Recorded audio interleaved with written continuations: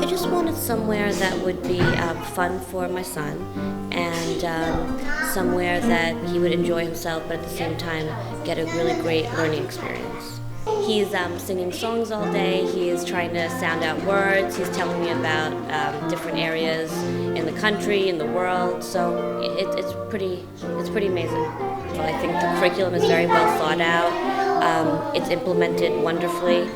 I love that the Cornerstone curriculum exposes the children to so many various multicultural aspects. It tells them different, cultures, their customs, and even different phrases. It's wonderful.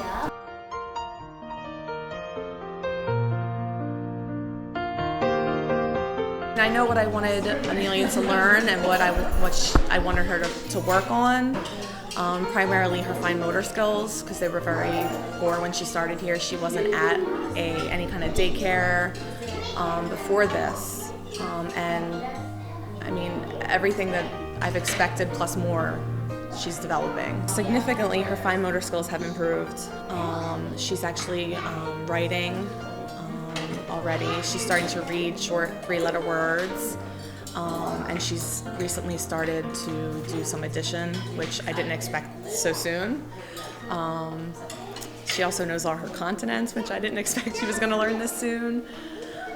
And just overall, she's learning to socialize and how to communicate well with her peers. It's just a different philosophy compared to a regular daycare center, which all the kids at a regular daycare center will they'll do all the same things all together all the time, whereas here she can work on what she needs to work on independently, and then they also have group lessons, so it's a little bit of both.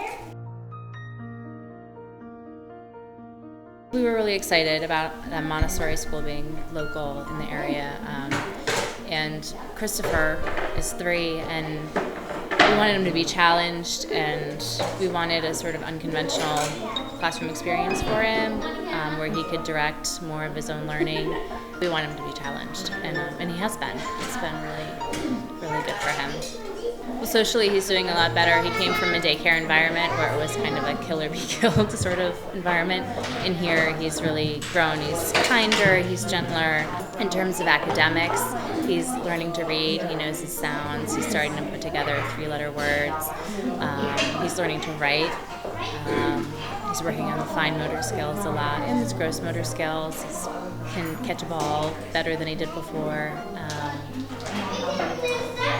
He is really into puzzles and maps, and he gets to do a lot of that here because it's a lot of self-directed learning. So the things that he's really good at, he gets to do a lot. But Miss Lee is also wonderful at pushing him to do things that he doesn't want to do because they're harder for him. I had just had my second child, and Rhea had a lot of energy at home that I wanted to be able to channel and help her focus and kind of have some time for herself to socialize and be with other kids. And that's why I was looking to put her in school so that she could get some more structure in her life and kind of have something for herself in a time that was kind of crazy in our home.